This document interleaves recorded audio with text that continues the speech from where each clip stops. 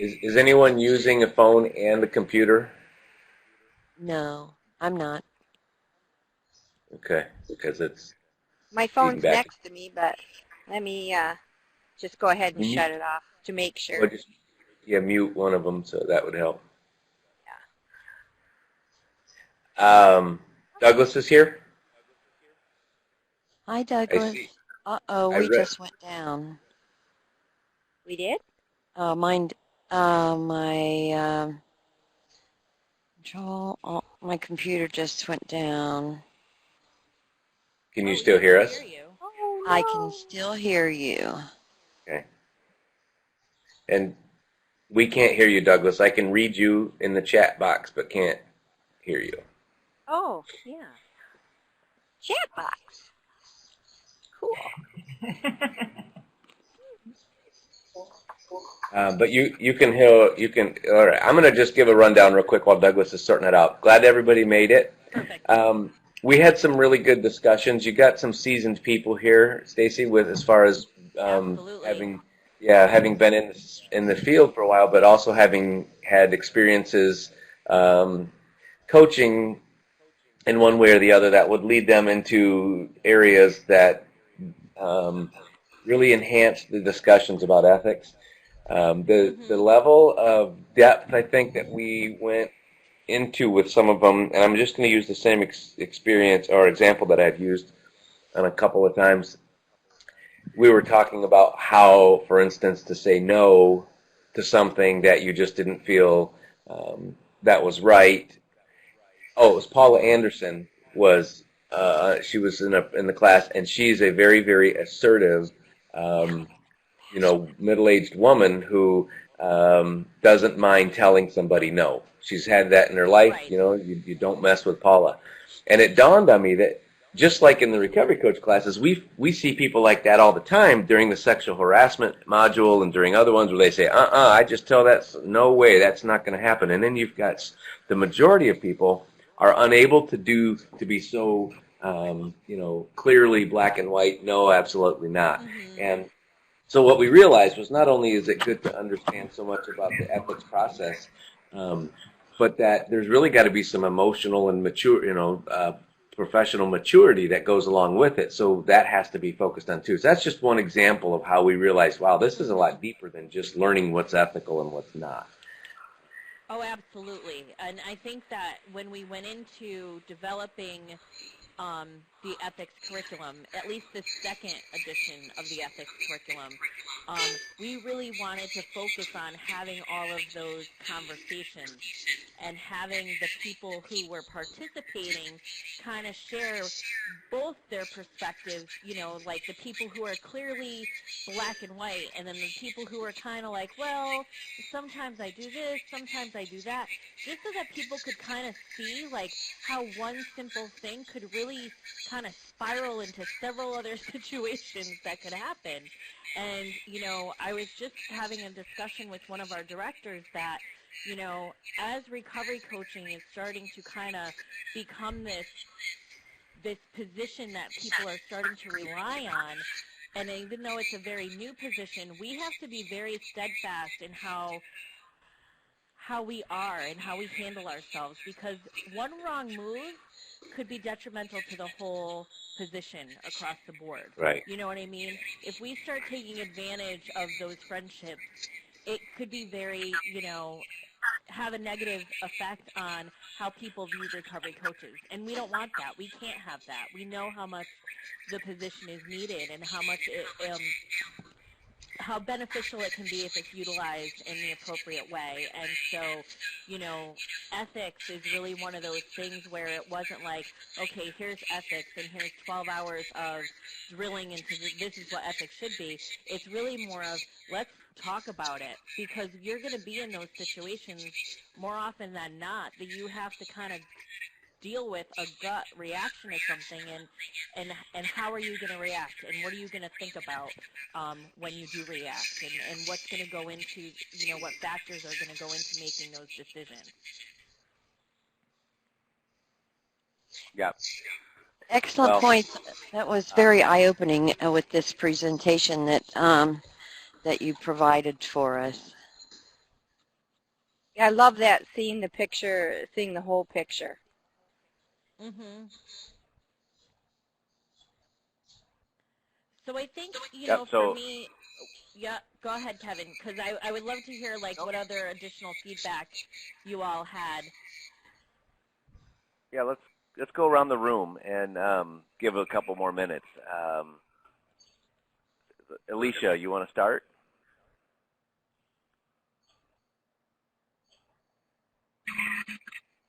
Can you hear me? Yes. Yes. Okay. I guess I was just thinking while you were talking that about instances where I've sat in on trainings, assisted with trainings in the past, and situations were posed, particularly in regard to pathways, Mhm. and the room could get heated, to say the least, and so bringing everybody back to, the fact that the focus is on the client or on the recovery and their particular, and how are you going to handle that, and so my thought was really knowing how you, in particular, what your personal viewpoints are, how you feel about ethics in general, but particular,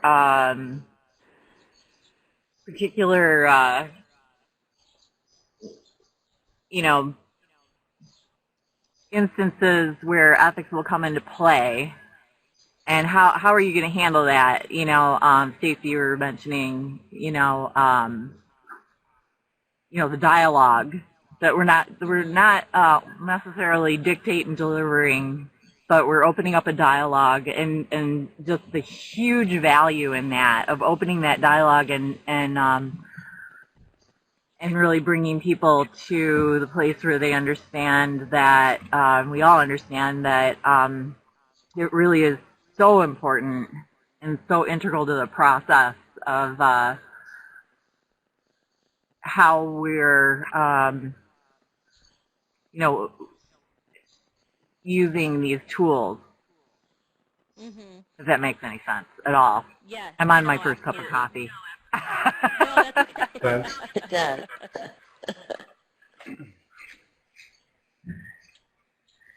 No, I Randy. appreciate that. I appreciate that very much. Thank you. Yeah. So we're elaborating on we thought that what we got out of the training. Is that what you're asking? Yep. Okay.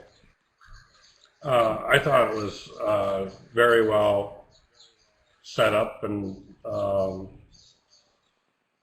thought out. One of the things that surprised me, I guess, that I had to look at my own ethics, is the part where we don't really take people continually to 12-step meetings. I don't push 12 steps, of course. I let that be their decision.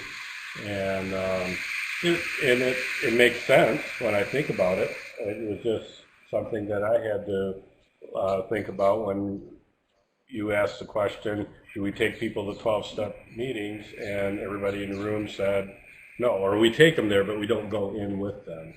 And I think you did acknowledge that I work with a little different population of people with having the extreme mental illness. A lot of them have social anxiety and stuff like that, where they do kind of see me as a friend or a buddy to go in with them. But I have been working recently, since the training, I've been working a little bit more at encouraging them to get a sponsor and attend meetings on their own. And so that was a learning piece for me, and I really like that. Thanks. Wonderful. Thank you. Anyone else? Well, Carol or Kelly?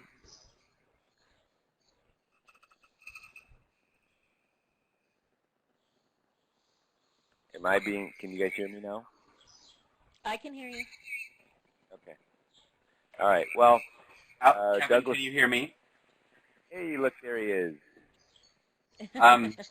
Hi, good morning, everybody. Delighted to be here. I wrote that thing on the bottom because I love to chat, but maybe in case you guys couldn't, if my mic wasn't working. But for me, the overriding thought to express here is I go back to the CCAR training in February where I really didn't know what the crap I was getting myself into. And I was floored by the content. And, for someone who for many years wrestled with, oh, I want an advanced degree, I want to become a social worker, oh, I can't, and blah, blah, blah, blah, blah. And to take this training, I was just floored by the quality of the content. And to me, the ethics portion, building on the time we talked about it in the training, it was just the next step. And again, it was just it's incredibly well written material. It's incredibly well articulated material. The way the binders are constructed, the format, and I'm just impressed. I continue to want to sponge up more from CCAR, and I'm grateful for Kevin's support of that and for his abilities as a trainer. I mean, that's a gifted trainer right there. But the content is just, it's right on. I'm truly, I have not reviewed my manual much since February because I'm kind of holding off on that, and I'm looking forward to. That's my deal. That's my Bible, and I wasn't expecting that when I walked into that training back in February. Mhm. No, absolutely. I appreciate you saying that. With the ethics training, and even going back to the RCA training, when everything was first started, I don't think anybody realized that it would be what it's become, and when we were trying to figure out how to write supplemental trainings, it was really trying to figure out how to kind of capture that same magic again, Sure. because there's just so much in the RCA. It's so rich, and it's all about the participants, and the first Yeah. version of our ethics curriculum was very much sit and get, and it was a lot of repetitive from the RCA, and it just didn't feel the same, and Kevin was in that room when we first rolled it out. It was just different, and I didn't have the same, like, wow, this was the best training I've ever been in. And I've come from working at an educational agency where all we did was professional development. That's all we did. So I had like 16 years of sitting in all these professional development lectures and things. And when I took the RCA, I was like, wow, that's so well done. And I really want all of the rest of our curriculums to kind of follow that same model. And I think even our spirituality curriculum does the same. But with ethics, like I said before, I think it's not so much presenting the information so people know what ethics are. I think you want people to be able to just make really good decisions. You know what I mean? And for the benefit of the people that they serve, not for themselves, not for their agency, but for the people that they serve. And so I think that, in going through and writing these curriculums that we're kind of adding into, it takes us a really long time because we're really trying to make sure that we're not just lecturing people. That's not what we do. We want people to think, we want people to give them themselves, because we know that that's why they're in this position in the first place. And what's interesting to me, if I may add, Stacy, is I very purposely put "stay in our lanes" in all caps there because, as we all know, there are those in the world of treatment, physicians, clinicians, counselors, that are both not very receptive to coaching and those that are. Mm-hmm. And it is important, extremely important, to say, you know what? No, I'm not a doctor. I'm not a therapist, but I'm a peer with lived experience, and to convey the relevance of that. And how do you do that? Well, you look at the CCAR training, and it's not a joke. Like it's all there. It's right there. And I'm just Hmm. that's awesome. It's fantastic. Thank you. I appreciate hearing that. Really, I do.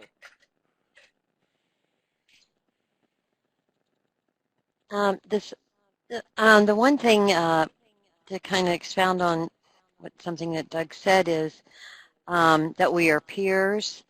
Uh, this training made me review my role as a peer. It helped me kind of really define that while we are equal, the vulnerability aspect of this was, it really def better defined my role as a peer recovery coach. I thought that was awesome. Thank you. I appreciate hearing that.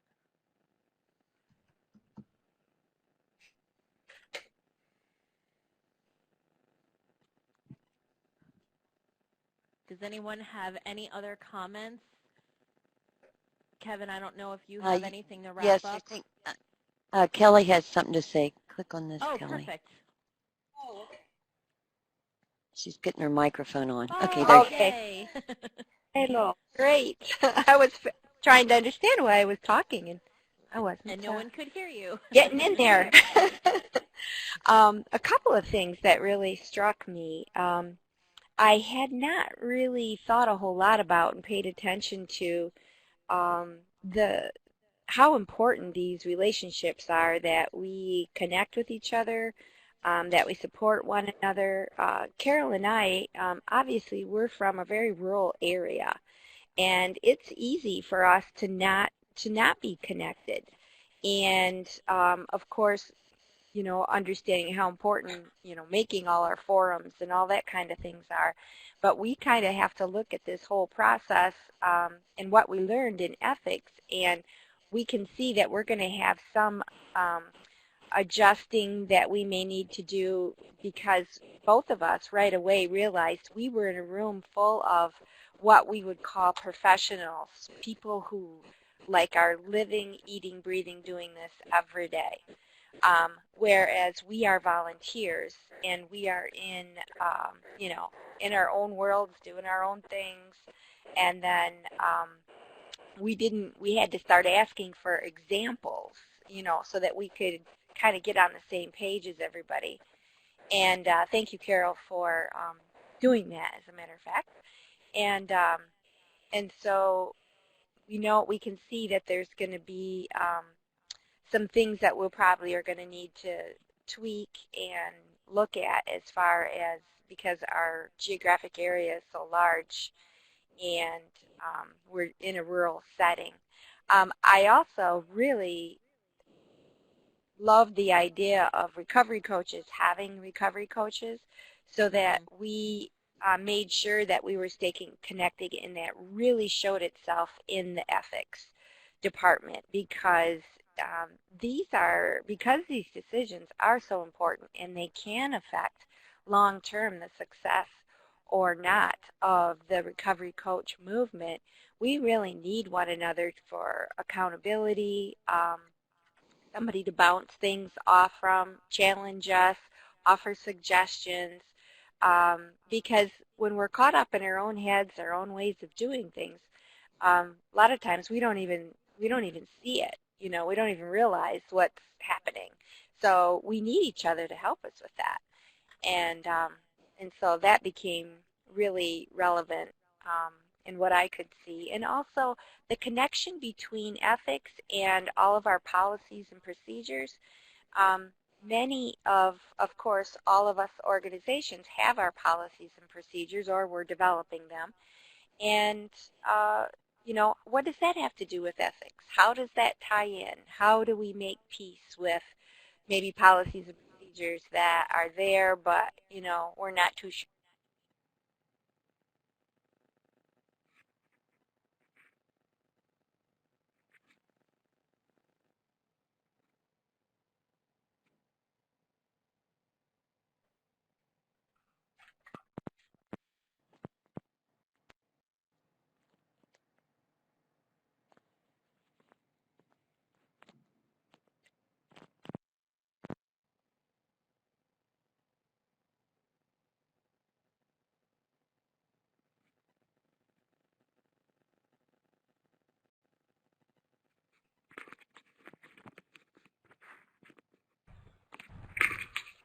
I just stopped hearing everything. I did too. Okay. But now I hear everything is back again. So I'm not sure why. Okay. Okay.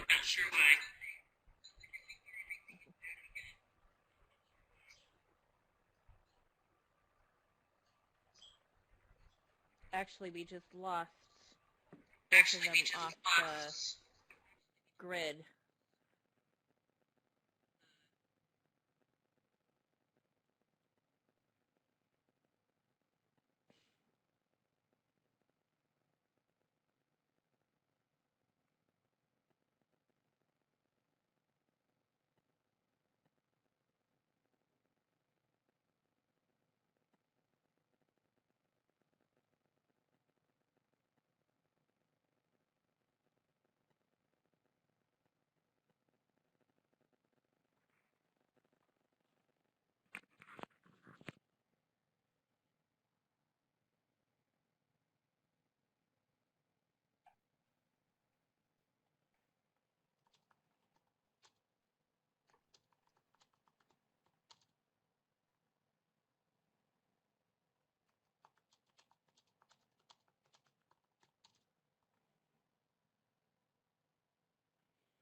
Can anyone hear me?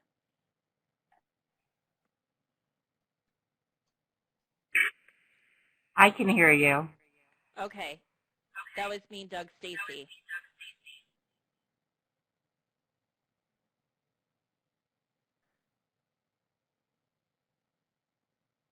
Great. Oh, my mic was off. Can you hear me now? All right. Yep, sure can.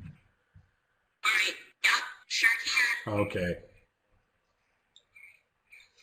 All right, so I know they just fell off even the participant list, so I don't know if maybe they had a computer issue. Yeah.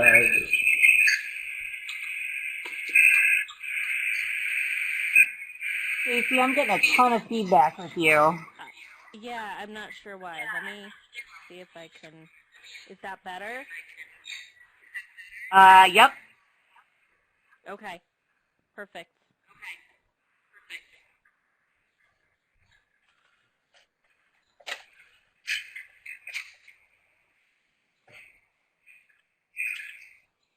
Maybe what I will do is.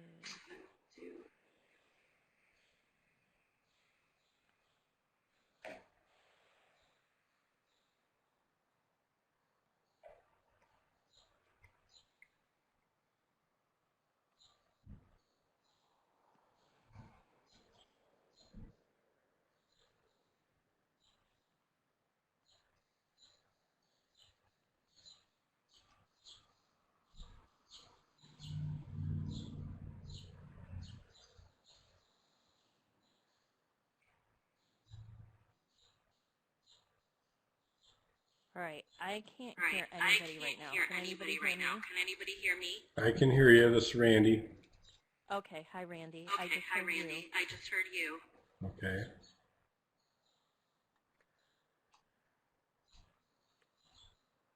Perfect. All right, well let's keep going, at least with the curriculum piece.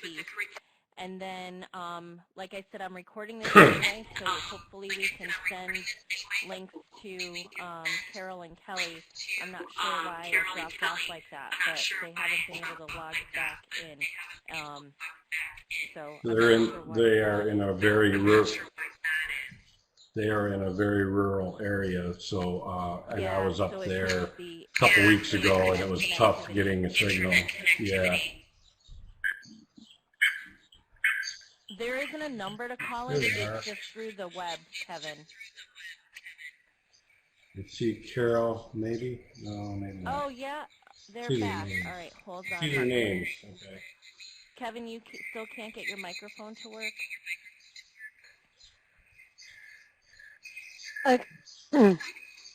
Okay, we're back up. Sorry, it just shut us both down.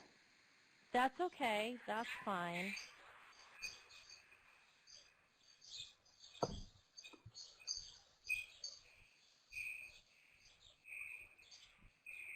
Huh, that's weird. I know I was able to I had to download the app to my phone for some reason my computer was messing up this morning. That's why I have two profiles, but one is muted out. And I'm able to use like my smartphone Okay. to have my headset and my mic in. I'm not sure, Kevin, if that would be something that would work. Perfect. Well, we'll continue to try the computer, and if we shut down again, we'll try to use a smartphone. Yeah, and then Kevin, if you need the link, I think that's the link to get on.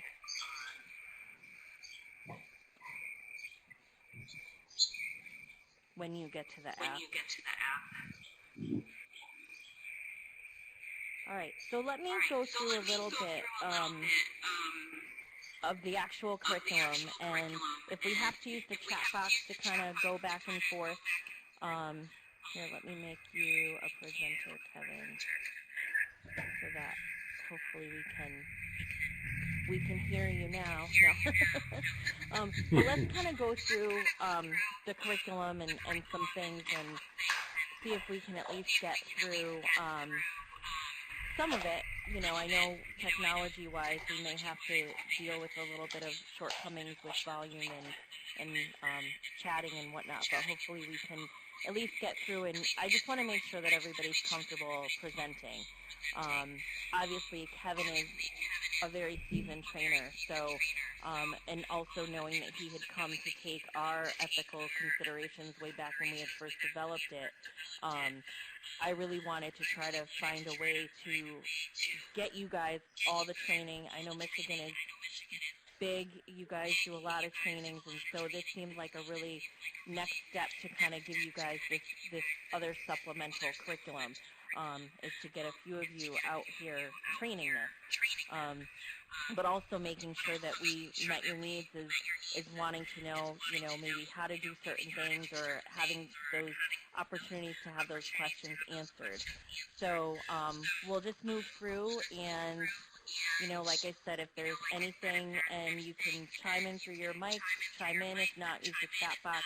I'll try to be as responsive as I can. So today I really wanted to go through the learning objectives and the performance measures of the curriculum.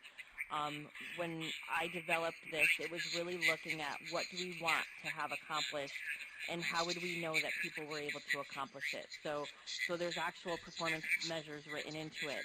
I definitely want you guys to be able to ask questions regarding content, delivery model, etc., and then address any challenges or, you know, to training the curriculum.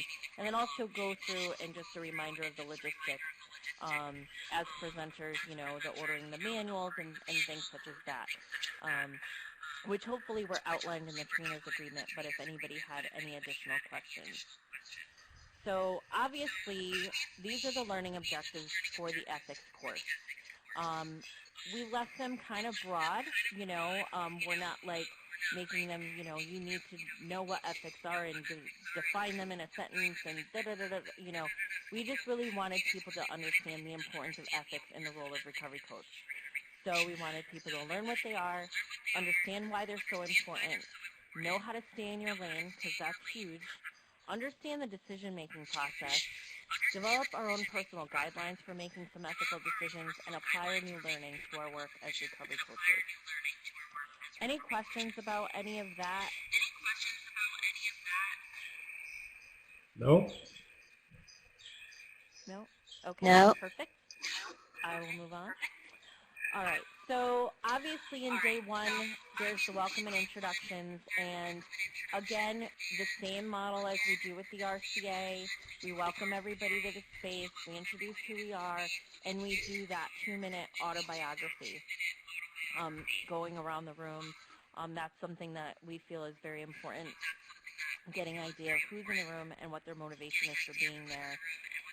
We do the overview of the program, giving people an opportunity to see the learning objectives, see the agenda, and then we do the working agreements, which I feel are very important in this curriculum too, because there are a lot of different perspectives that come into the room, and so we really want to make sure that people feel that having a safe space to be able to have some of these challenging conversations where people might be on two different sides of the spectrum are available for folks. We want people to feel welcome, and we want them to definitely feel safe. We talk about what are ethics. We introduce the language of ethics. And then in the afternoon, we talk about, what a recovery coach is, what it isn't. We talk about that whole staying in your lane thing. We get to some boundaries, and then we have an opportunity for questions and feedback. I mean, it doesn't seem like a very heavy day when you look at the agenda. There's not like 20 different bullet points, but then once you start going through the actual curriculum, you end up seeing how rich the content is. So obviously the working agreements are the same as they are with the RCA, and just like I said, making sure participants have what they need in order to be able to fully participate. And then we talk about what are ethics. So the purpose of that module is to define first, the term ethics, and then to really kind of come up with definitions. We really want people to focus on, like it says there, their own knowledge, and then be able to then clarify or restate them, throughout the session. The other piece, too, is to understand the language of ethics, and then just to define some of those additional terms. People use values and morals and principles throughout, everyday conversation, but really understanding what they are, or at least understanding how you define them as an individual, to me, is really important. So the next piece that we talk about is really the common definitions that come up in ethics a lot, and iatrogenic, the multi-party vulnerability, boundary management, and fiduciary. And this is one of those pieces where when we were first writing it, it was like, oh, this is going to be so heavy. And it ends up being really good conversation. And people start introducing iatrogenic into their vocabulary pretty quickly throughout the next 2 days, which is funny. But the way we like for people to do it, and obviously you can definitely stand up in the front of the room and go through the PowerPoint for those, 4 definitions. Everybody has the definitions in their booklet. But there is, some options to do it. And, an alternate way to teach this module may depend on the size of the room and timing, is to assign each group one term to learn, and then have, the group spend some time learning the term, and then having each group get up and move like to stations, except you have one person that stays that teaches everybody else what they just learned. It's kind of like jigsawing the activity. And then when everybody else comes back to their home table, they take some time to teach the person that had to stay what they learned. And so, like I said, it just provides a little bit of movement and a little bit of ownership for learning and teaching the material. The other thing is you can kind of do that again in the same way. If you have a smaller group, and assign each table 2 turns, and then, send only a couple ambassadors to each table. The way we did it is we actually, in the last class that I had, we had about 20 people, and but we only had like 3 tables because we wanted there to be, a lot of different perspectives at each table. And so we did the first term together, iatrogenic. Then I gave each of the tables their own term to learn, and then we just had them get up and give a report. So there's a couple of different ways to do it so that people aren't just sitting and listening to slides for, however long. So it's really one of those things where, again, there's a couple of different ways to deliver it, however you'd like, but just giving you a few ideas. Any questions about any of that so far?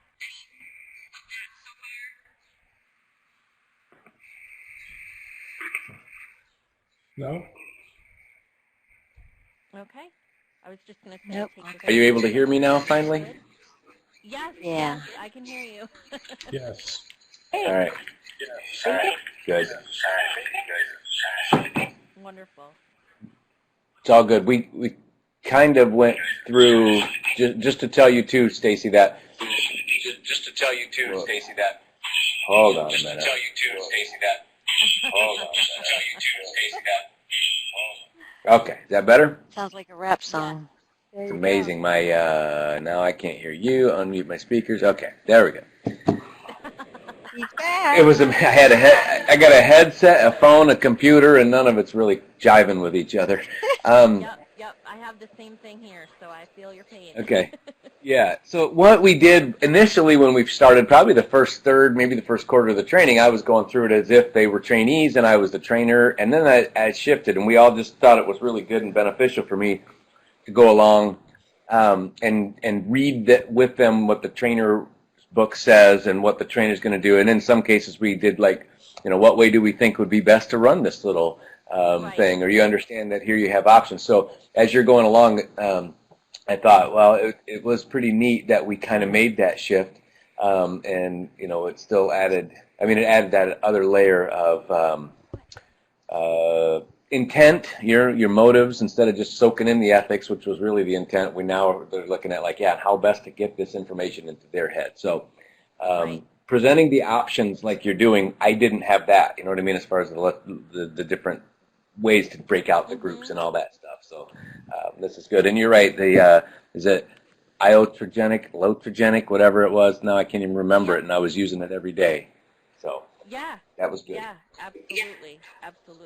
And it's funny because somebody, like, at the end of the whole thing, they're like, I would never use that word. And they're, like, challenged me to use it in a sentence. And I was like, you know what I mean? I was like, okay, and I hadn't been, like, put on the spot like that. And I was like, I don't even know how I would use it in a sentence. But then, like I said, by the end of day 2, it was like everybody was talking about it, especially the next day when we were doing huddles and mingles, and you have them kind of go back and kind of remember some of the things that they learned, and it was just really funny that people were starting to kind of use it.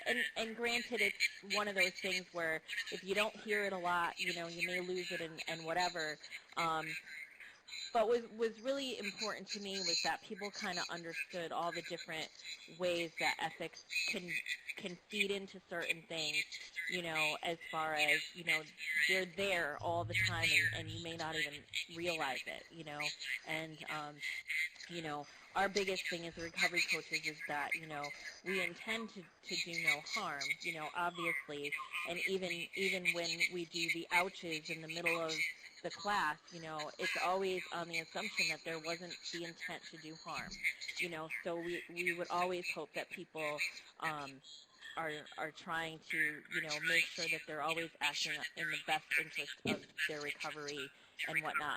But just learning what some of those things are were really kind of eye-opening for people. And what's funny is, like, once you're done with that, it's like the morning is already over. And I don't know, Kevin, if you noticed training it goes really fast. You don't even realize, like, it's a long day, but yet you're already at lunch already. You know what I mean? And so, like I said, we're not throwing so many learning objectives and so many things at people. We really just want to cover some basics and give people a general understanding. And it almost makes the curriculum a little more rich. But as I said, at the end of the morning of day 1, you've addressed the first learning objective, and then the afternoon focuses on applying what we've learned to our work as a recovery coach. And then what we always do when we have people come back from lunch is we offer them time to reflect and to journal. So the one thing that I will say, too, is we didn't move groups around a lot. We moved groups around, we left people in their groups for the first day, and then we had people mix it up on the morning of the second day. And that's just because it's one of those things where, especially for the first day, people are still getting to know each other anyway, and unless you had people that are really in, like, these big cadres of groups that came in together, for us, especially with this work, giving them that additional opportunity to feel safe, and to be able to kind of build some of those relationships, to have some of those challenging conversations, was really important. I see Doug is typing, so I just want to... Nice. Oh, absolutely. Yes, absolutely. The dialogue is what's been the most interesting part so far, absolutely. And I hope that the curriculum, as you guys have said already, really allows for that space for people to be able to dialogue.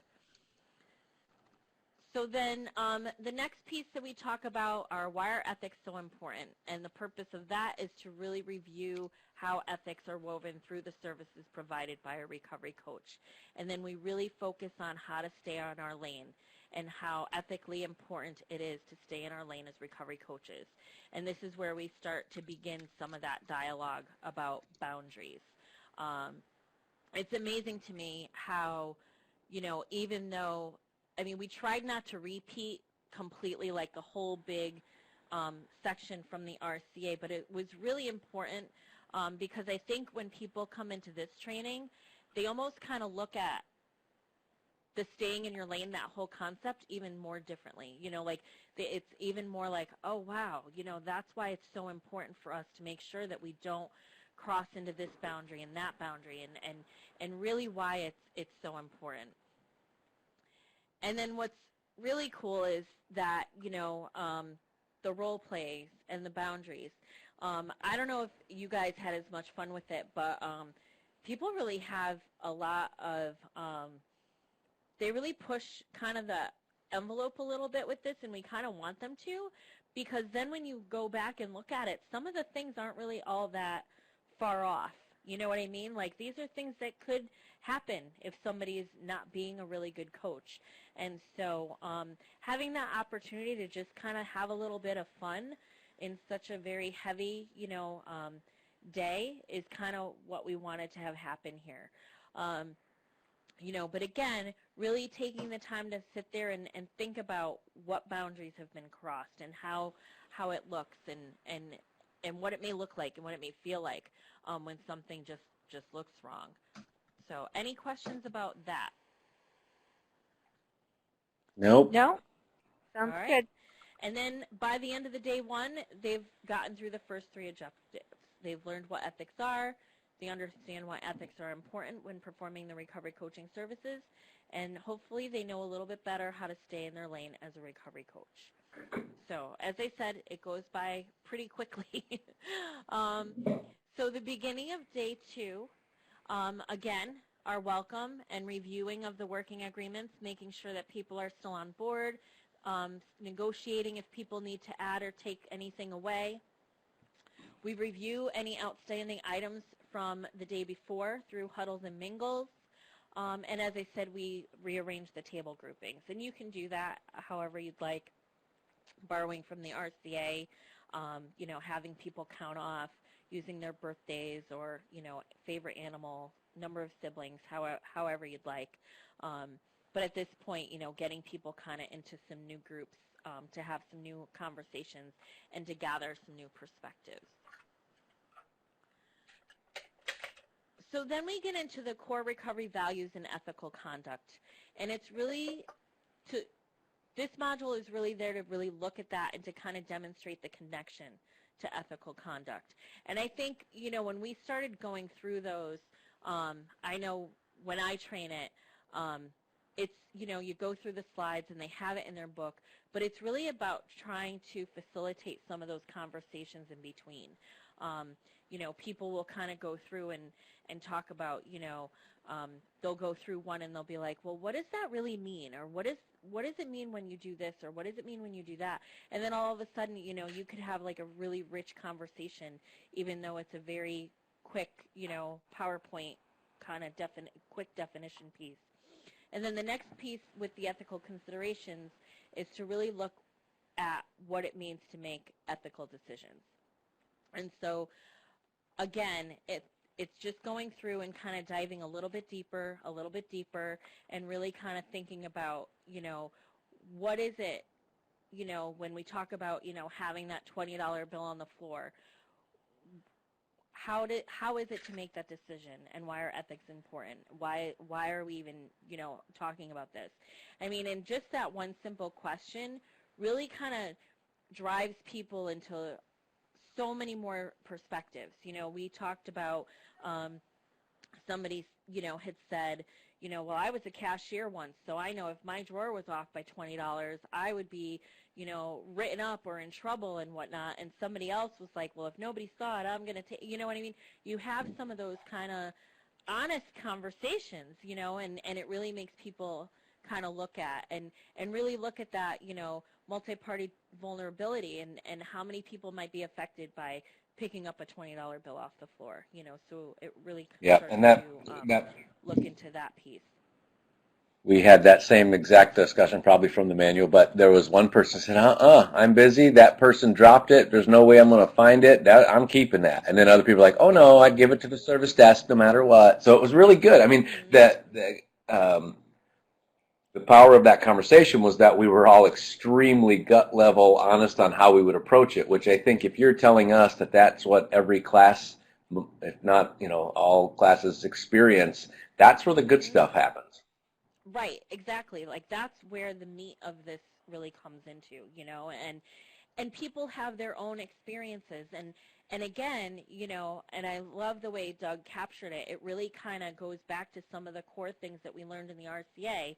It kind of goes back to, where we talk about people having their own biases and their own, it's managing your own stuff.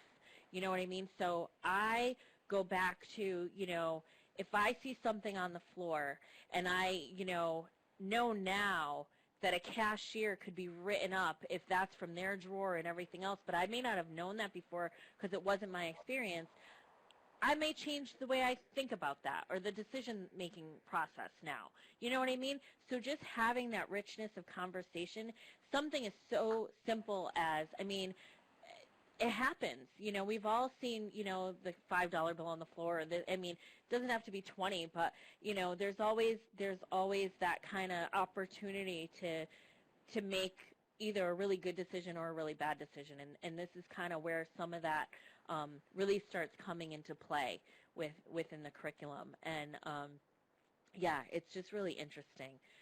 There are some people, what if it was that person's last $20 bill and now they can't pay for their food and, and how do I know if I give the $20 bill to the customer service person, they're not going to put it in their pocket? There's just so much that people go back and forth about, and at the end of the day, it's like, what is the next best right thing for me to do? You know what I mean? What is going to make me feel okay at the end of the day? And hopefully, I have enough, understanding of my own ethics at that point to know that for me, this is the right thing to do. I'm going to turn it in, and whatever somebody else does, I can't control. But for me, I'm going to be able to sleep at night if I turn this in knowing that it's going to help somebody else out, and that's kind of where people, like I said, it goes all over the place, and it's really such a simple question, yet it dives really, really deep. It does. Real quick, an example. Went to, on our way back from the ARCO leadership thing, I'm at Midway Airport. We get, all of a sudden, two of those big leather lazy boy type chairs with the power consoles in between and all that, the plugs open up. So we run over, and there's a charger, a backup battery charger that was left on the plug, and it's probably about an $80 thing. And I'm looking around at hundreds of people. Yep. And I grab it and I hold it up and I walk down the line of anyone getting on the plane. And then I go, well, I'll just give it to the service counter. And I sit back down. I'm like, there is hardly a chance that that's going to get back to that owner. And boy, I sure could have used one of those if it's just going to go to that box down below underneath their desk. And so, but obviously I already had the intent to just drop it. And I'm doing this basically because of the training. I'm thinking it through kind of more consciously. And within 10 minutes, this young girl comes running up. Oh, my gosh, did you see that? I said, yeah, I gave it to them. She ran over, grabbed it, and I see her in the distance running away to catch up with her family, looking over her shoulder, waving at me and smiling. Yep. So it was awesome. Yep. Yeah, and that's, hopefully, like you said, it just gives people a little bit more pause. That's all this can do is just give you a little bit more pause to think, what is the best thing I can do right now, for all parties involved. And if all of it is for you to just take that quick second, some people call it a gut check, some people, whatever it is, it's helping us all make better decisions and just brought it to my conscience. That was the and knowing that, this is the other thing that we talked about is that, and I think Kelly, you might have mentioned it too, before you got cut off, is that we all have to count on each other.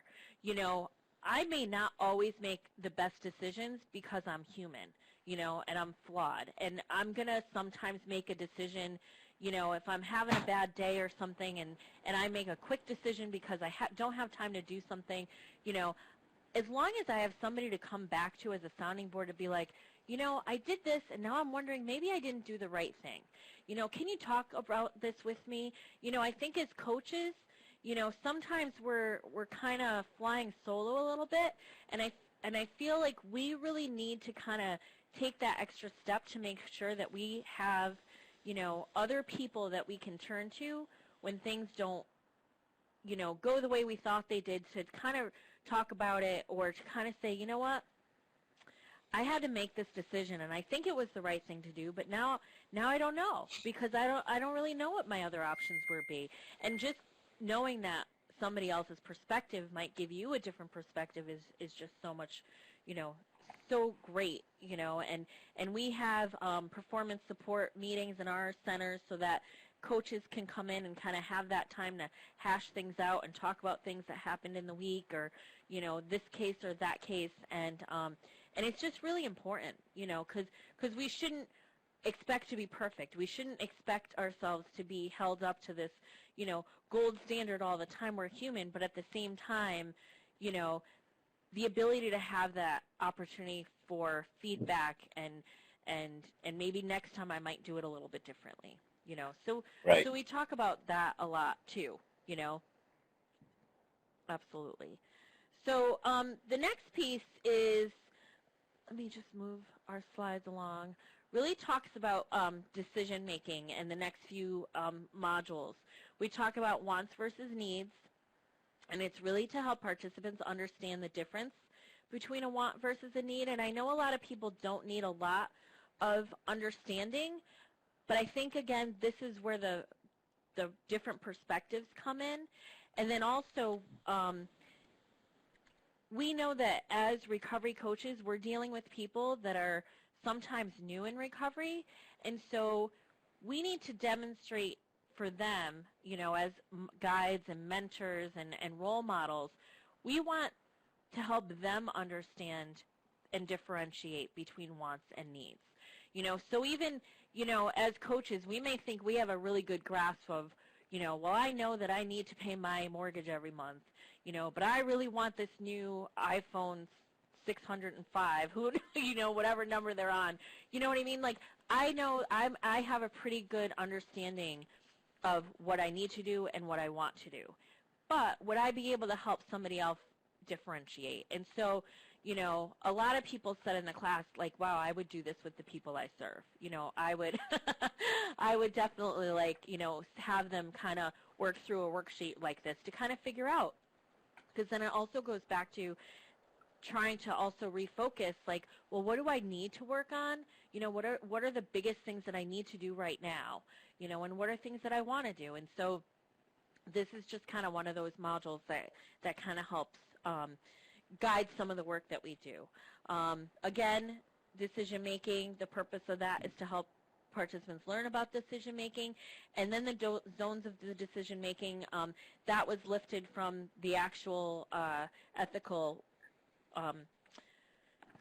article and things that Bill White had written, really help people understand and connect about making decisions in their work as a recovery coach, and really going through, and that's where, I talked about doing this training for a treatment provider who was constantly, anytime we brought something up, well, we don't do that because we're not allowed to give anybody our cell phones, or we don't do that because we would never go to a meeting with somebody else because we just don't do that. That's not part of our job. And it was like, okay, and I get that, and you have policies and procedures, but think about, like, if you were able to, would you put, a guideline on, I'm going to only answer my phone between this hour and this, you know what I mean? Like, just thinking about some of those things. So there's some things when you have clinicians in the room, and we've had them, they might have to think a little bit outside of their lane to get some of the things that we're saying, but their perspective in the room makes for a very rich conversation, I can tell you that. Any questions about any of those pieces? And Kelly, absolutely, absolutely different viewpoints. You know, it was funny because we had somebody in our training class, you know, where we were doing the wants and the needs, and somebody was, you know, very new in recovery, was a volunteer for CCAR, and was really working on, she really wants to be a coach, and she's still living in a sober home, and so her needs and her wants were very different than a lot of the other needs and wants at the table, and yet it then allowed other people to be like, wow, you know, your needs are things that I kind of almost take for granted. You know what I mean? And it just, again, it allows for that, like you said, Kelly, different viewpoints. Mm-hmm. So by the end of the morning, hopefully people have the understanding of the decision-making process, which is one of the other learning objectives. And then again, at lunch or after lunch, when they come back, we offer the time for the reflection and the journaling.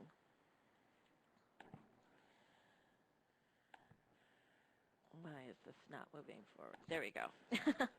So then we start getting into application. So the next piece is the case studies. And those are fun. The purpose of this module is to give participants a chance to demonstrate their learning by reviewing some case studies. I'm not sure what your all experiences were with that. That brought on some very rich conversation.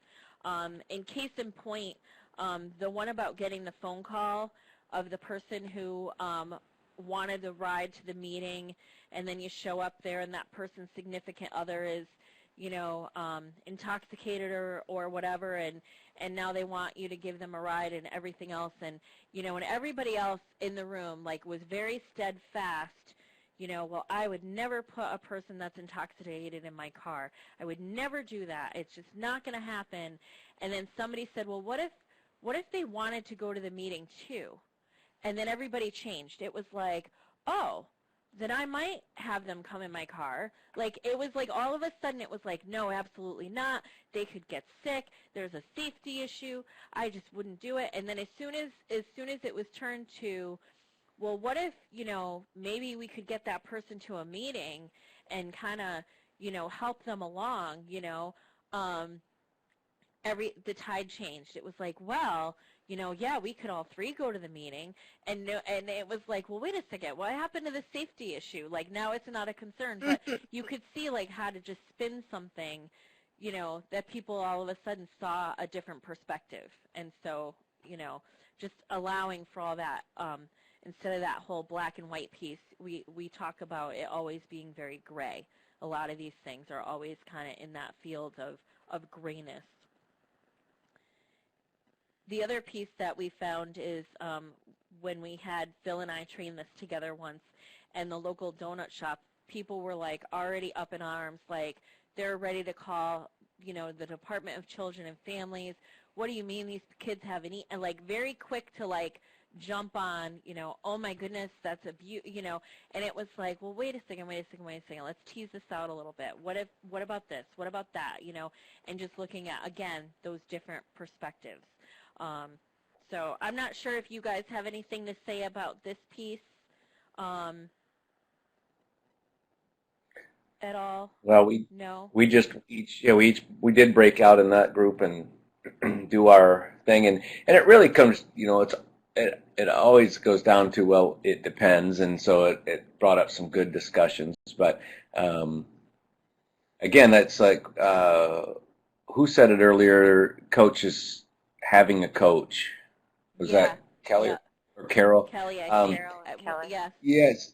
So the idea is, you know, the themes are brings it more consciously to my mind on why I make decisions, but also the collaboration, just our experiences in that room, collaborating with each issue, shed a ton of light on how valuable it is to not be making decisions on our own, and actually taking the time to bother somebody at 10 at night. Holy cow, here's what I want to do. What do you think? And it's just that the value of that whole brainstorming session in the class can easily translate to real world. Absolutely. Absolutely. So again, kind of in the same way we touch on, sexual harassment in the RCA, we just touch on legal issues. It's not meant to be anything more than, again, a brief primer of some legal issues. And so we really just want to kind of, put those out there.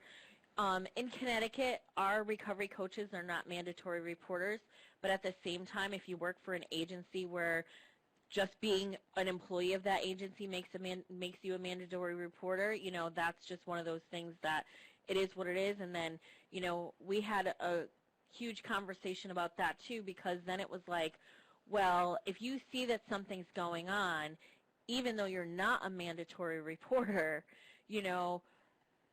there's that pause again. There's that gut check. Would you be okay with not saying anything just because you're not obligated to say something? And so really just kind of, again, some of these things, it's like you think they're going to go fast, and then all of a sudden it's like, wow, we're having like a pretty rich conversation about it.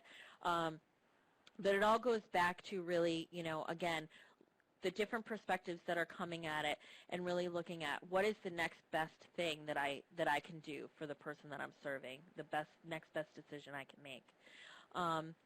And then, obviously moving forward, the purpose of that is to provide participants with an opportunity to think about all they've learned and put it into action.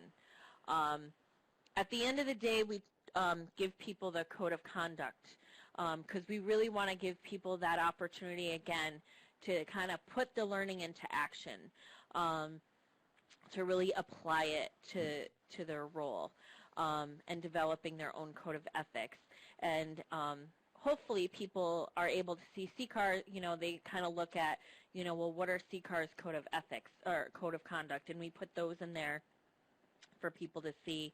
And it's just kind of one of those things where when you go through it and you read them, you're like, wow, I would have never thought about putting that in there. But now maybe if I was going to write my own, we talk about people kind of sitting down on the first day with their recovery and saying, these are our working agreements.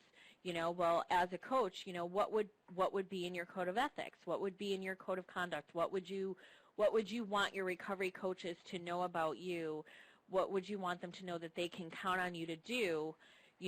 And really just putting it out there. So hopefully people kind of have an opportunity to do that piece. I know there was one of the sessions that I had done with Phil, he went around, he's like, I kind of want to take pictures of all these and post them because they're really cool, and it is, because it gets personal. People really start thinking about what's important to them.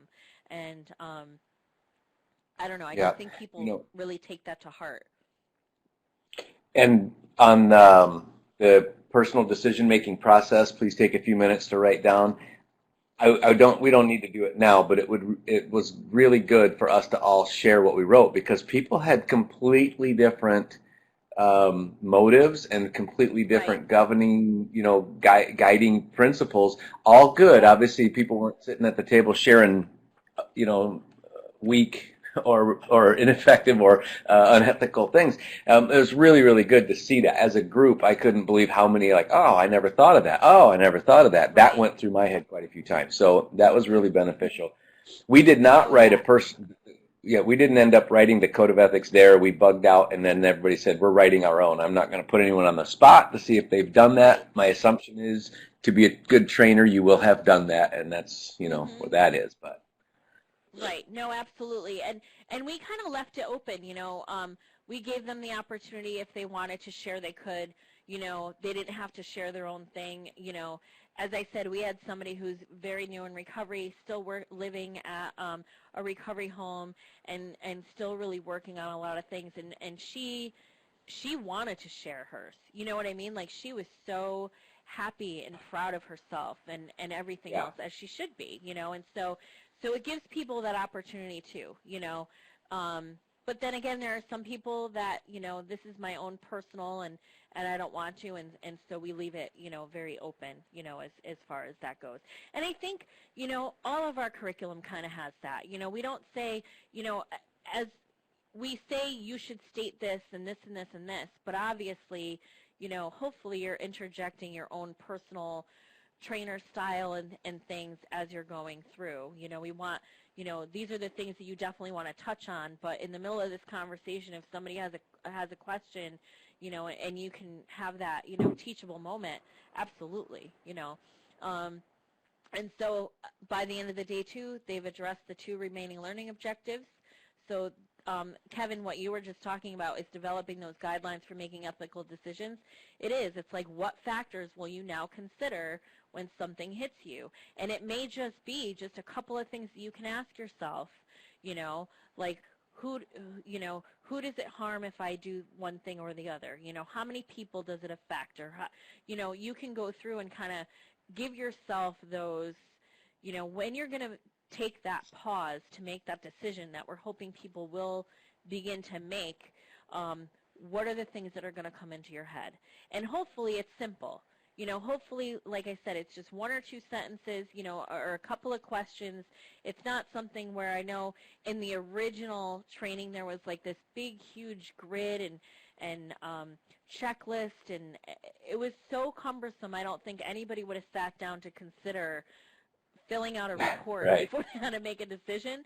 And this is really, again, in that gut, in that pause, in those couple of seconds before you have to make that decision, what are you going to think about? And hopefully keeping it simple and remembering some of the things that we talked about, as Kevin, you experienced in the airport, you were able to make a decision that you felt really good about. You know what I mean? And so consciously, that's really what consciously, I could analyze. I even recognize the fact that would be a nice unit to have. That's the human part of us, right? Yeah, oh, absolutely. And, I mean, who can't use another $20 in their pocket? You know what I mean? It's just, I mean, there's so many things, and yet at the same time, what am I going to be able to sleep with tonight? What am I going to be able to, go to bed and not have it running through my head because I know that this was wrong and I did it anyway? What is going to be, again, the next best thing that I can do? Right. And I'm wondering, when we get to this closure evals piece, like, I would really I'm imagining a world where, like, okay, we don't need to take the time right now to go through everyone's decision-making process, that one particular sheet. And we don't really need to take the time to read each other. That's a personal code of ethics. But would it be beneficial in the future if I ever get involved in training other people to say, look, that one expectation to become a trainer is that, you submit the decision-making process sheet, which, by the way, we've done in class. It's not like it's homework, right? They've done it in class. And it's not because I want to make sure everyone is a decent trainer, but because they had some really good things to share. It does indicate to whomever might look that while this 2-day training had some powerful effects. So anyway, just food for thought. I would kind of like to ask everyone here, hey, submit your personal code of ethics and do that. I'm not the one in charge, so I'm not gonna, but just food for thought. Right. No, absolutely. And I think a lot of that, I mean, honestly, is just more the time of that, I think as a trainer it would be interesting to see, what people are saying. Are there a couple of questions? And maybe there might be a way at some point, maybe in the future, when we do have our new website up for the CART side of CCAR that I'm working on right now, to be able to post some of those things, not giving any less, names or things such as that, but just something that like, wow, this is pretty powerful, or this trainer in this state ran this training, and this was one of those things that they came across, and wow, look at somebody, just as resources, just as other things, because again, we're all here to help support each other. Coaches, as you said, coaches should have coaches, and we should all be supporting each other, because there isn't a lot of support for the role out there besides the people who are doing it. You know what I mean? And so there might be some ways to do some of that. It's logistics and the time it takes, but absolutely, there might be some benefit, and it could be one of those things that maybe I add it to the ethical considerations evaluation. I could say, what were your 2 questions, or what was the couple of factors, and then at least as a trainer you could get that information. Yeah, I think it's good. Once, And people really it do like can't them. hurt. Yeah, and people like to demonstrate what they've learned. People don't like the word test. They don't want a word, exam or Right. anything like that. Hmm. But most people go, when there's an opportunity to demonstrate something they learned, I think they enjoy it. So yeah, you're right. Future stuff whenever. But Yeah, it yeah, was no, it was a really absolutely. good class. Thank you. I appreciate hearing that. And Mm. then again, so beyond the questions, so obviously is closure, anything, Kelly, that's a really good idea. Or maybe As if part we of this, just pick, yeah, if we just each just shared it with one person, that we hmm took the class with, instead of, right, sending it in or doing it as a group, but it would help us. I don't know about you, but um, I need to have some expectation or some deadline for something, or, I need you to say, Kelly, this personal code of ethics needs to happen. And then if we just do it with one other person, it gives us some accountability. And then Yeah, we, that's what right. I was. That's good. yeah, yeah, and then we get to practice also that, what we were talking about. So as hmm far as being sounding boards for each other, and I'm sure that through just that sharing back and forth, we'll learn other things that have to do with this. It's the way it always works.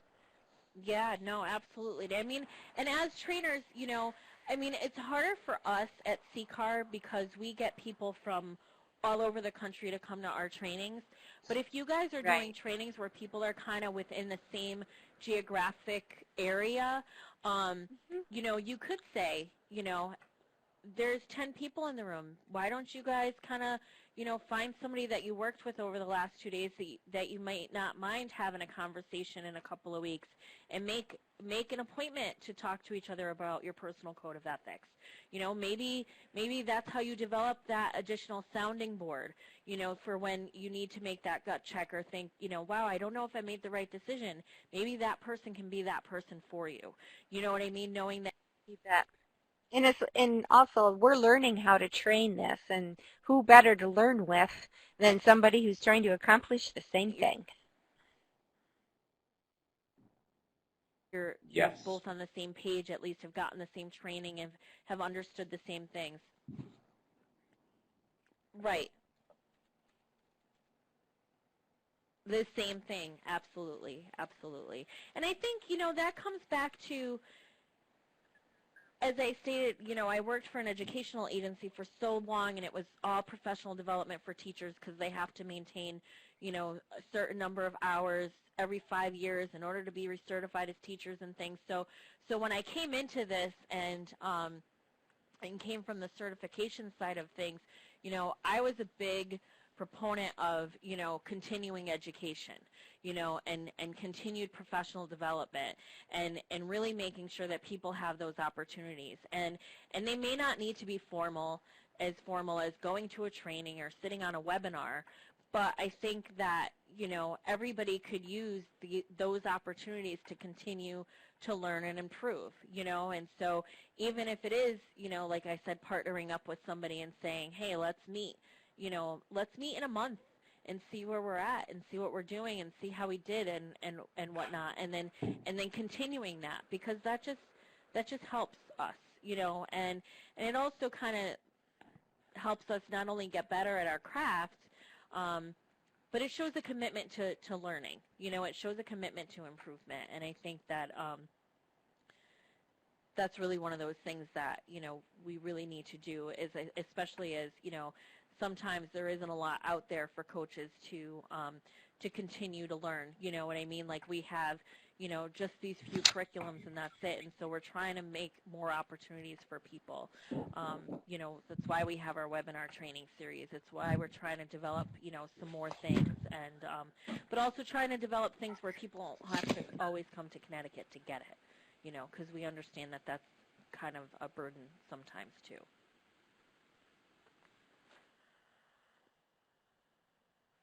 So the same thing with the evaluations that we do for the RCA. They're done through SurveyMonkey. As soon as you register a training with us, I'll send you a link. They get the link and their class number. They go online. They take it. 2 hours after they're done, they can go to the new recoverycoachacademy.us site and print out their certificate.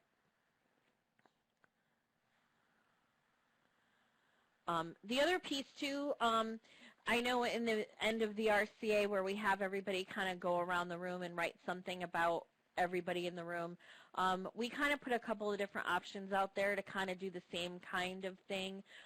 One is the ball learning toss. You can have everybody come around in a circle, seated in a circle if you have people that aren't able to stand. Bring out like one of the toy squishy balls that I know we bring to our trainings, koosh ball, whatever, and you just have people send, or send the ball to somebody else, and then they share one thing that they learned. And you can go around as often as you'd like, as much time as you have. Hopefully, at the end, the presenter will get it back and kind of say a few words to close out the day. Or star shine, you can ask each member of the team to mention a star moment that they saw in somebody else during the training. And a star moment is referred to as a talent, gift, or contribution a participant had towards the group. And then as the trainer, you just want to make sure every member of the team gets a star moment. I think our closing exit was, okay, everybody, let's go home. And the trainer can also suggest some star shines that he or she is brain fried. Any questions about any of those?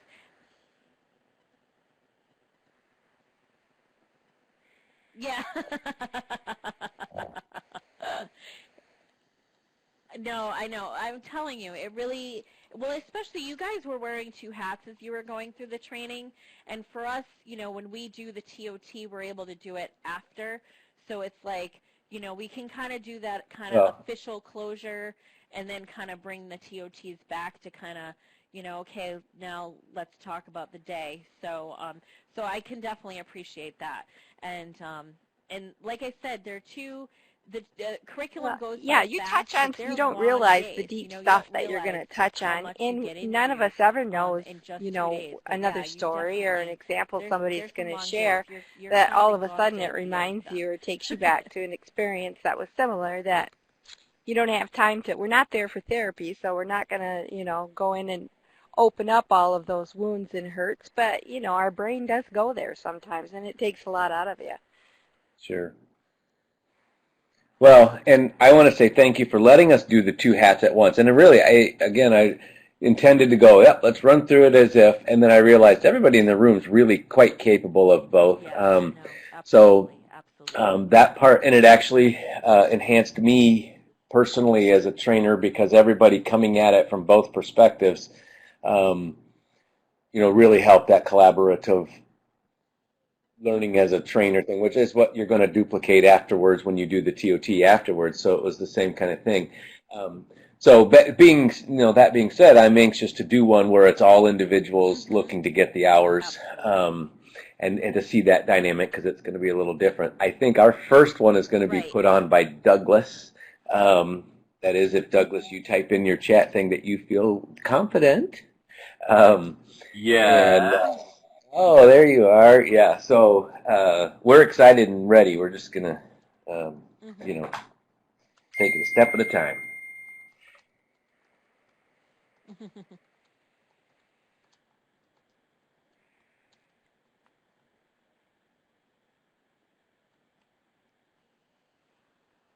Right. No, absolutely.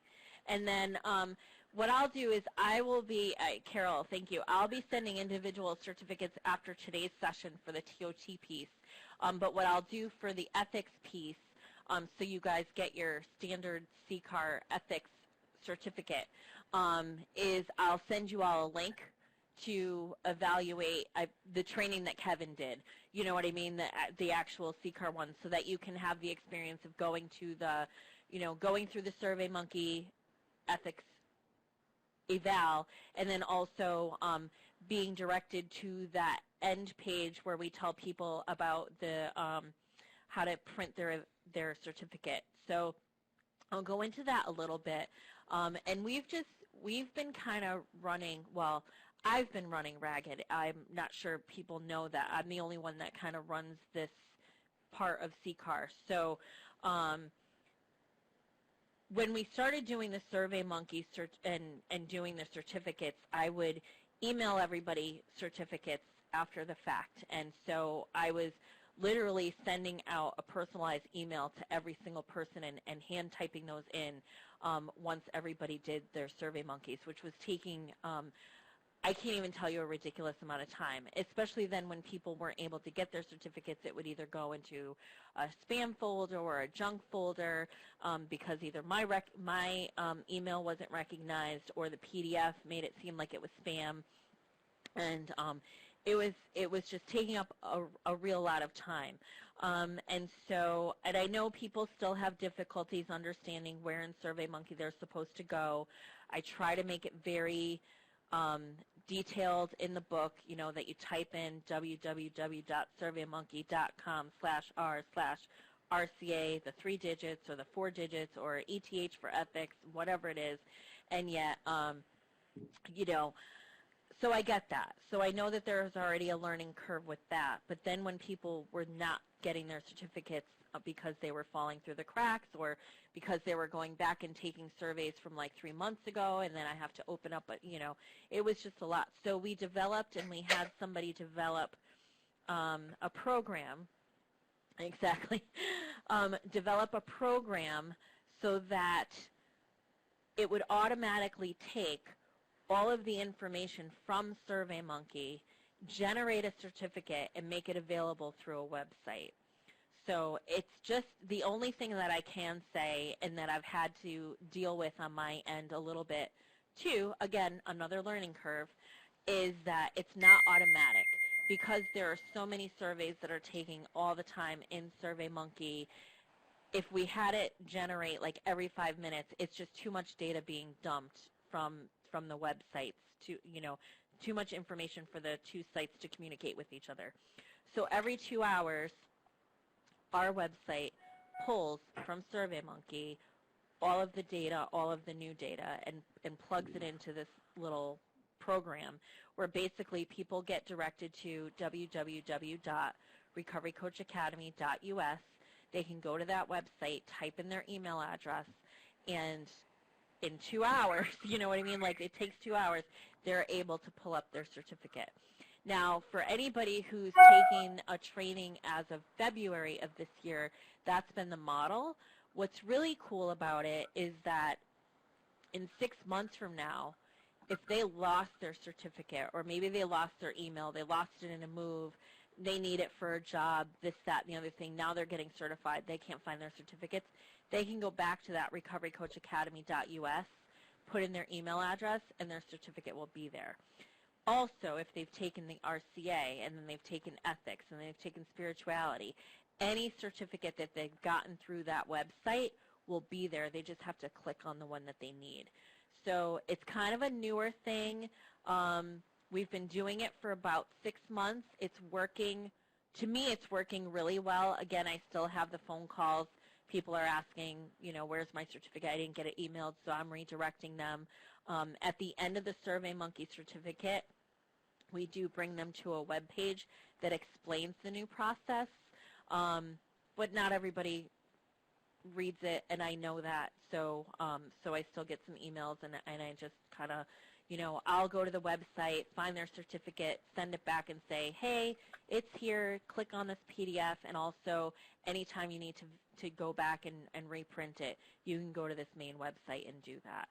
I'm hoping that once our CART website is up, that I can have those details also more explicitly written so that if anybody's having an issue, it's kind of like a FAQs regarding certificates. But I'll have you guys all go through the process so you can see it.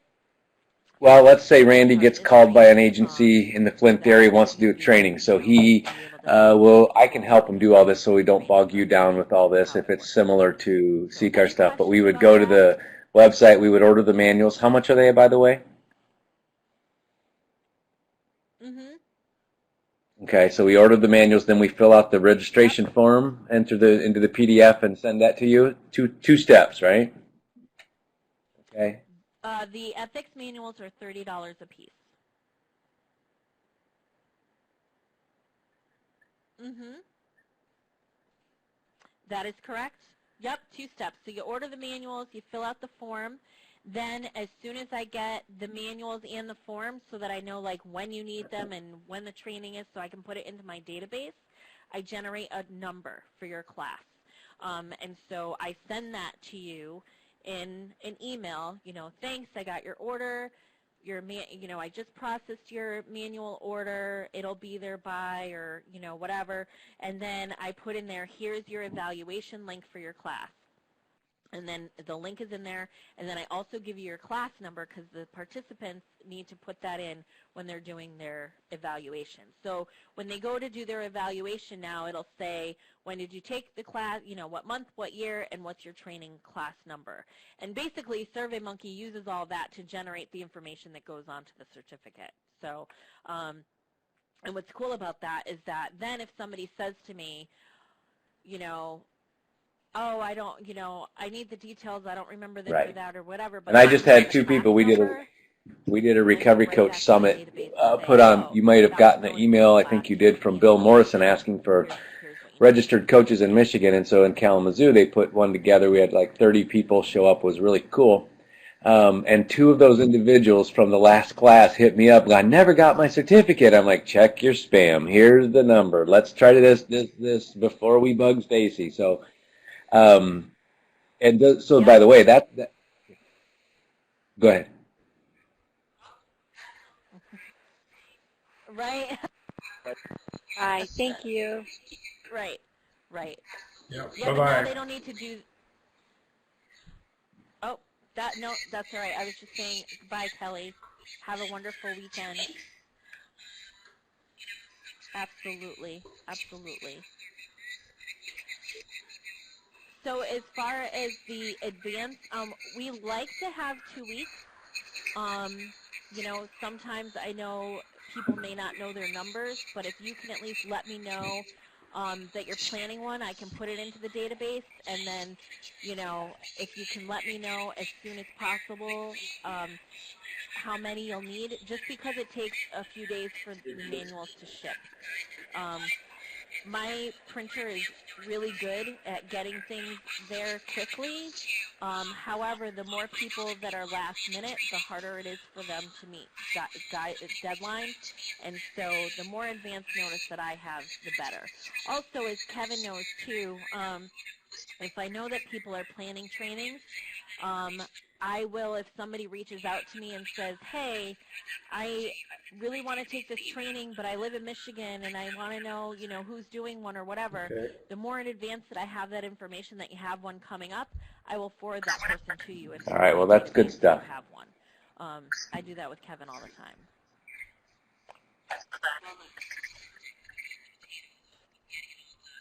Great. There'll be a Sounds like learning it's curve. getting simplifying it a little bit. Yeah, there'll be a learning curve on us, but we'll do it. That's all the logistics, the meat and the potatoes of getting it all done.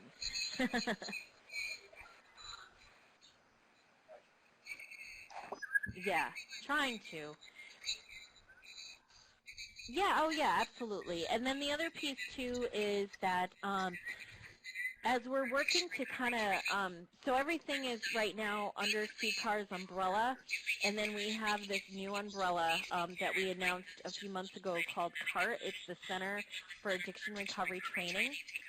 And so basically what we're doing is kind of making it so people don't see CCAR as like this just little tiny Connecticut model. We want the Center for Addiction Recovery Training to kind of not be under such a Connecticut focus. And so that's really the project that I run, where all these curriculums and everything that I've been talking about come under. Eventually that will have its own website. Well, it has a website now. We're just not utilizing it because I haven't had a lot of opportunity to go in there and really get it to where I want it to be. But eventually all those forms and things such as that will be available right on the website. So if you needed something as a trainer, there will be like its own separate trainer session on the website, so you'd be able to just go there and get, the download of the PDF of the form and things such as that. So it's in process. And so I'm hoping sooner than later I'll be reaching out to trainers to let them know that it's happening.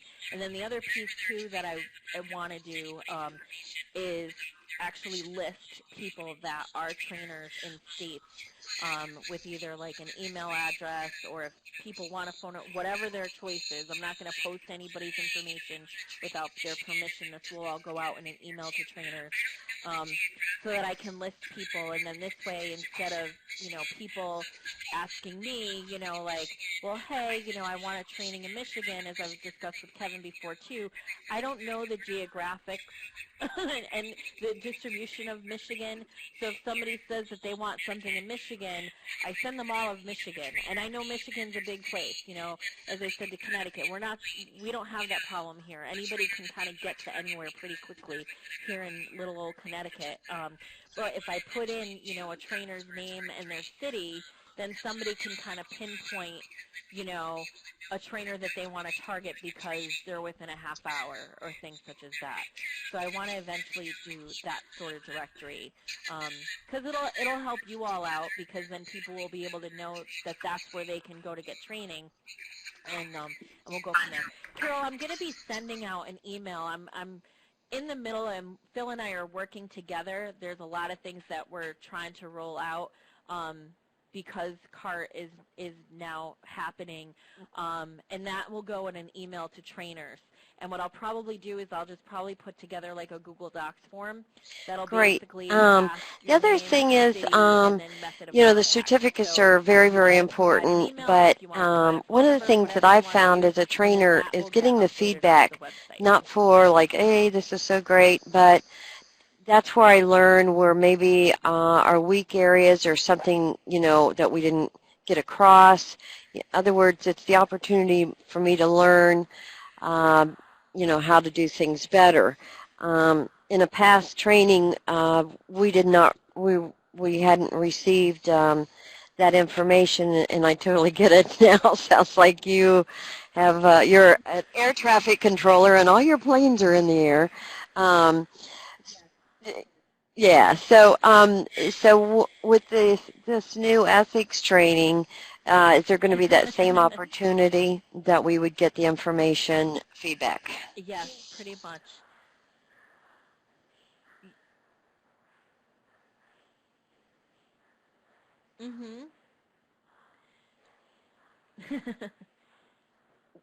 We will, actually, Carol.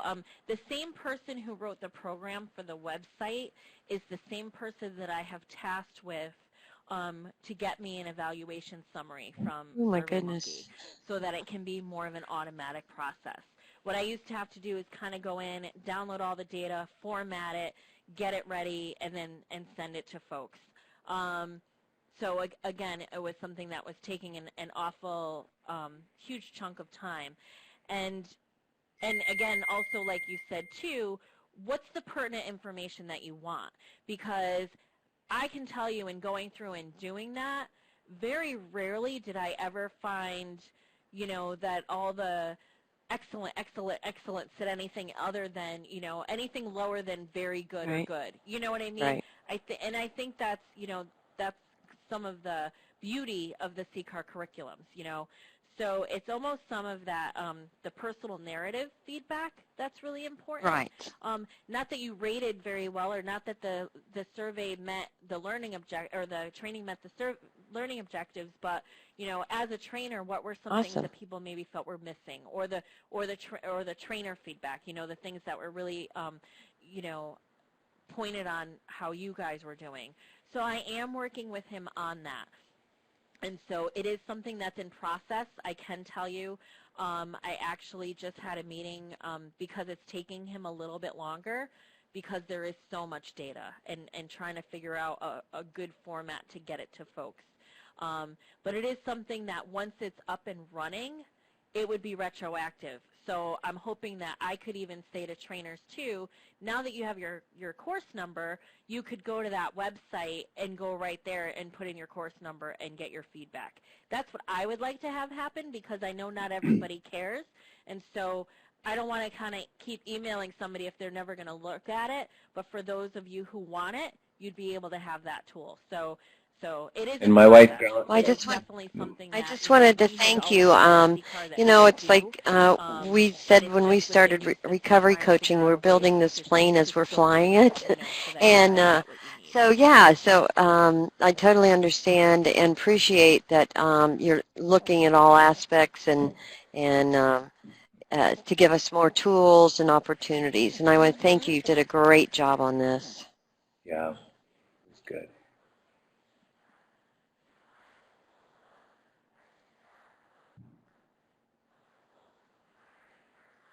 Yay! Thank you very much. I appreciate that. You know, I am hopeful. I just got approval to hire a part-time admin assistant for this project, so I'm hopeful that you know, there'll be some help with some of that logistical stuff too. You know, and I really try my hardest to be very responsive.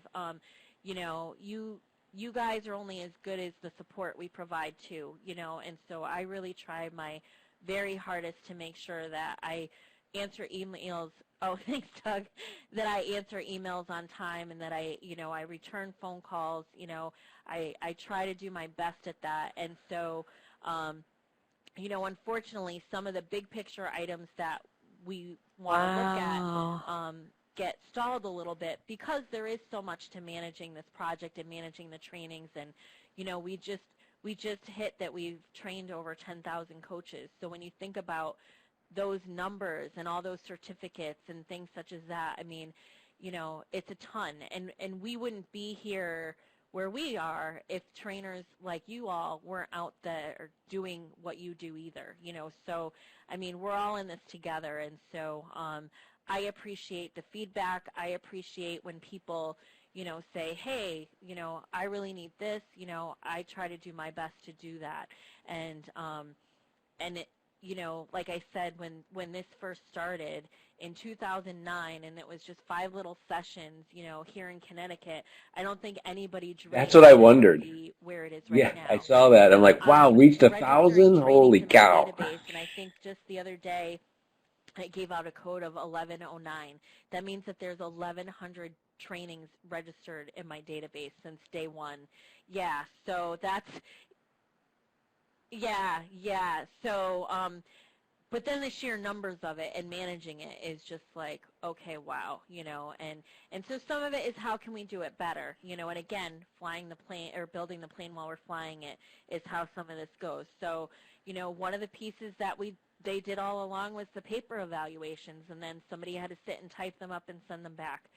That was really hard, you know, and so we moved to the electronic surveys. And so now we've moved to not only electronic surveys, but now electronic certificates. So, you know, it's always a changing process, you know, and so whatever feedback you guys have, if there's things that you feel you need or whatever, you know, always feel free to email me. I'm not always sure I can move on something as quick as I would like to. Yep, we'll do. And that's because so many people goof up and order their binders late that you're always, you know, juggling that. I hope that did the ones go out for Detroit? Because there was some confusion. Okay, good. No problem.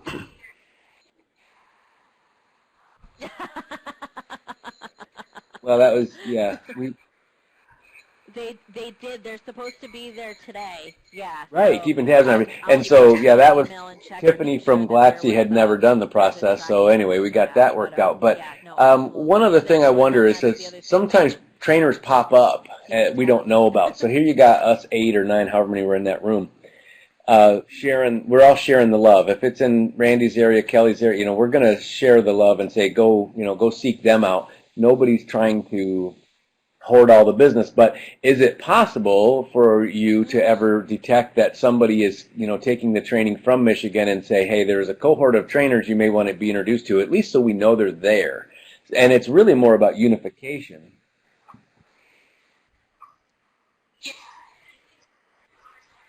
Okay.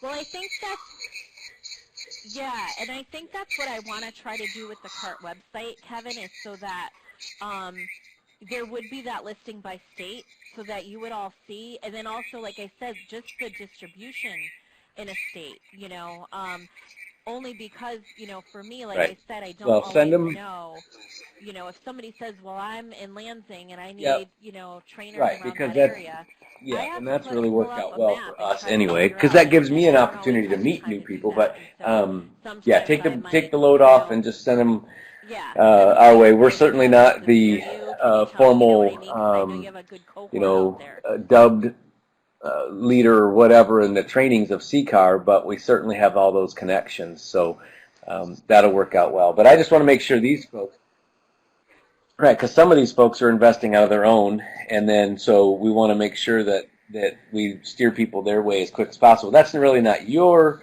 focus as much as an Oh, interest yeah, of no, mine, but I know you care absolutely. about that, so thank you.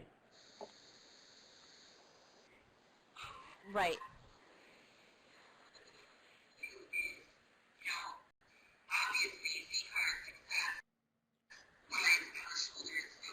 Oh, yeah, no, absolutely. I mean, and, one of the biggest things, too, is, you know, obviously CCAR's success lies on the shoulders of our trainers, always. You know what I mean? And so, like I said, whatever we can do to help, make it so that your role is easier, we would do. And, once we get that master list from people, I'd be happy to share it, not even just through the website, but I'd be happy to then share it with all the trainers just so that they know. Maybe you have a relative out in so-and-so that's interested and didn't realize that, wow, there's a whole cadre of trainers right in your own backyard. Why don't you give one of them a call or, whatever. So the one piece, it'll definitely differentiate who's an RCA trainer from those who also are able to do ethics, as well as those who are also able to do spirituality, and then any other trainings that we decide to develop, because I can tell you there's a laundry list of things that we would like to do. The other piece that I can share with you is that we are very close to releasing the Recovery Basics for Parents. It's a one-day training, and I say it's a one-day training in that it's an 8-hour training. It might be a very long 8 hours because there's a lot of information, because it's basically taking some of the content from the RCA and squishing it down to what parents might want to know. And so we're going to make that available for all trainers because it follows very much what the RCA already does. So there Beautiful. isn't really the need to have to come out and do a TA with T or sit through it, because you've all done that by going through the RCA. And so we'll be rolling that out shortly. We're not doing like a full trainer's manual. We're doing trainer's notes. Again, because as people are pretty skilled in training the RCA already, you shouldn't need like scripts and things because it's already modules that we've already done. And so just giving people like an idea of what the task should be, what you hope to accomplish, and these are some points to make. So again, that's something that will be coming out. I'm hopeful within the next, let's see, it's the end of July, so I'm hoping by the end of August that that'll be out for folks. And we're going to keep that manual pretty cheap. We're going to keep that manual at just $20. It's a little workbook. It's not spiral bound, so people are able to kind of, parents would be able to use it. It's no bigger than a magazine kind of thing. But for us, it's very helpful for, no, I don't ever. But it's very helpful for parents and other family members to kind of know what to expect, and how to understand and how to work with, their child who may be in recovery, or maybe not in recovery, and just how to help support that, because we know that there are parents out there that just don't know how to talk. We did have a Facebook page that I had opened for trainers and not a lot of people got into it, but now that I'm developing a CART Facebook page, I think I'm going to go through and do one off of that. It just I haven't done that yet, but I'm hoping that that'll be part of that announcement that goes out to trainers to tell them about the new CART website and the need to collect the information, that there will be a Facebook page. And it would be closed, that only people that are trainers, because the other one isn't closed. And so it was hard to manage, but this one would be something that just trainers would be able to get in on. So thank you, Carol. But yeah, we will definitely try to incorporate that in the coming months so that we have it. Because there is a CART Facebook page. I'm not sure if people know that people can go on and search. So for the CART, that's pretty much CART Facebook page is open, separate from CCAR. and the CCAR one is closed.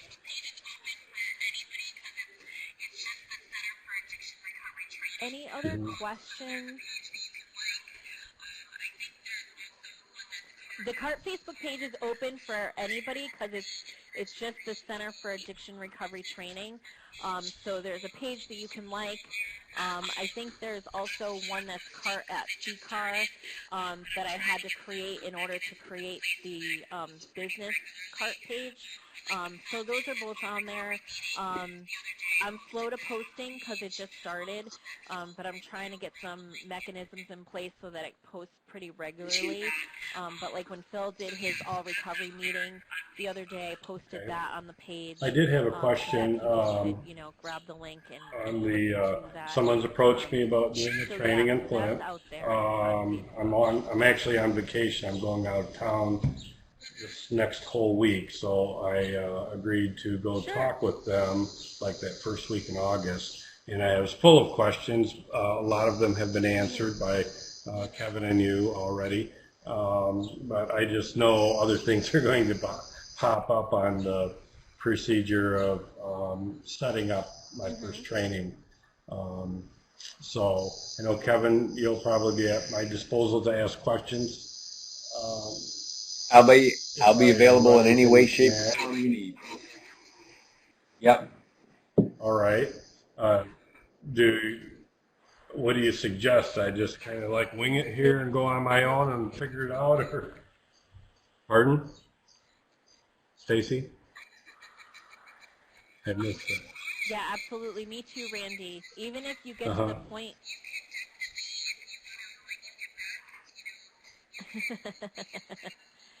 As far as planning your first one, you can definitely, if you want to, when you get back, you know, we can set up a phone call, Randy, and I can kind of walk you through the process. I mean, it's really quite simple to go online and order the manuals. Okay. The form is pretty easy to complete. We ask who the sponsor is, where the training location is, and where we send the manuals within that form. And that just helps so that if somebody calls and says, hey, I saw there was a training, but I have no idea where it is, or what, you know, this, that, and the other thing, I have all the contact information to reroute that person to the appropriate training that they're trying to get in touch with. But yeah, we can definitely set up a time to chat when you get back, you know, or maybe go to your meeting, and then if you have a listing of questions that you're not able to answer or whatever, you know, we can chat, you know, and if, you know, you could say, oh, I have to check with CCAR about that. That's, you know, not a problem. But I think that once you go through the first one. Thank you. Yeah, and Randy, I can help you with phone calls, negotiations, discussions, so that you don't feel like you're just like, yeah, I don't know. So we give that first one kind of a tag team so that you feel, you know, you've got all the answers. But it'll be pretty good. I think it'll go well. I want each one of you to be able to do as many of these as possible, because I don't know how many of that 10,000 coaches we have in Michigan, but I want every coach in Michigan to have it. And then there are other people who can have it. I mean, you don't have to be a recovery coach to take the ethics training. That's correct, right? I mean, that was. Mm-hmm.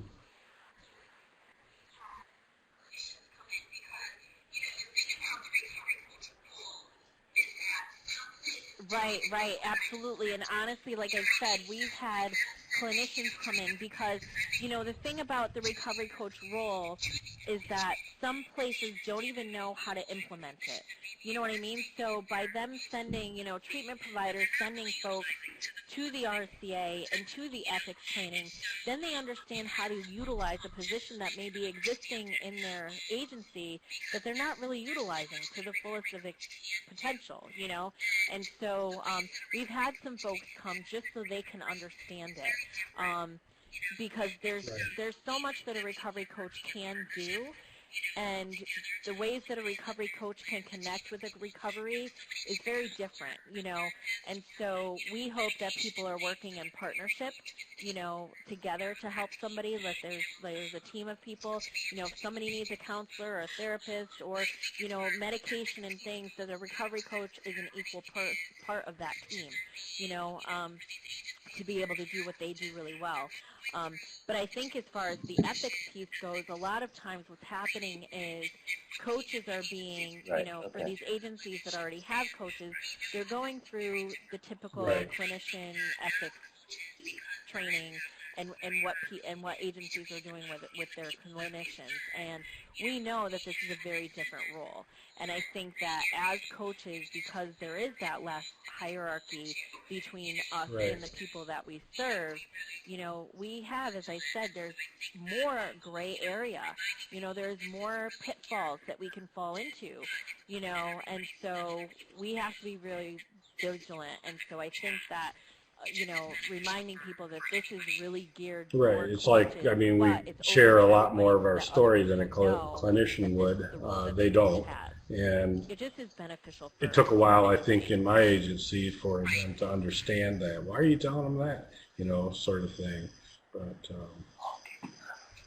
But yeah, it would be beneficial to think of a couple cases where to have others set in on it. So, thank you.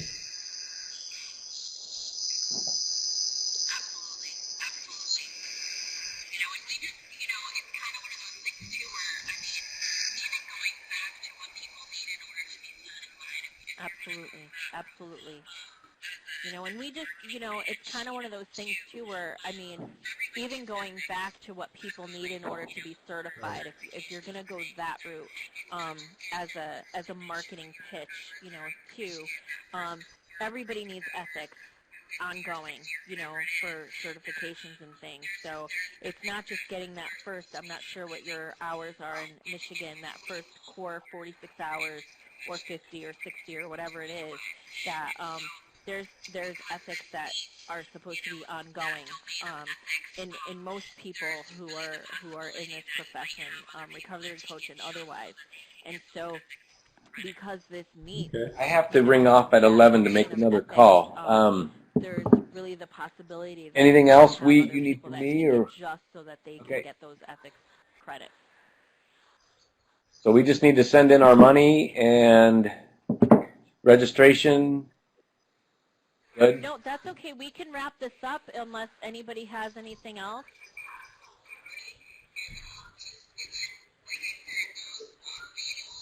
Which some folks have already done. Yeah, the actual form, which I've gotten a couple already, and then like I said, those manuals I'll be sending out. I've gotten 2 forms already, so I'll send those out to folks. I'm not sure if any got faxed to the main office today. I'll call over there and check. Okay. But I'll get the manuals out to folks as About how long does that take to get the manuals, Stacy? So that you guys have that, and you'll have everything that you need to get started. Mm-hmm. Thank you, Carol. I appreciate that. Okay, that'll work good. Thank you. The manual, our printer is really good, so if I put in the request Okay, thank you. Randy, most likely you'll get it. See you, Kevin. Next week. Yeah, I'll get you. I'll be in touch. I'll get back. Yep. Okay, sounds good. No problem. Thank you, Stacy. Absolutely. Great. Yeah, nice meeting you, Stacy. Thanks, everybody. Drive fast. Thank you for that. All right, thank you all. Bye. Appreciate it. Have a good weekend. Thank you. Nice meeting you too.